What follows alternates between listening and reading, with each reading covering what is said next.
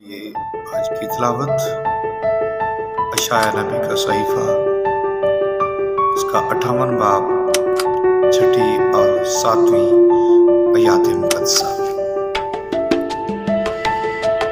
क्या मेरे पसंद का रोज़ा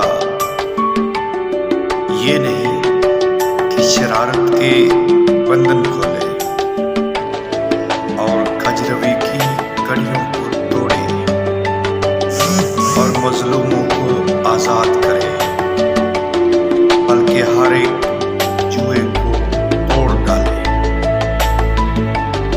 क्या ये नहीं कि भूखे के लिए तू अपनी रोटी तोड़े और आवारा और मुहताजों को घर में लाए, और जब किसी को नंगा देखे तो उसे कपड़े पहनाए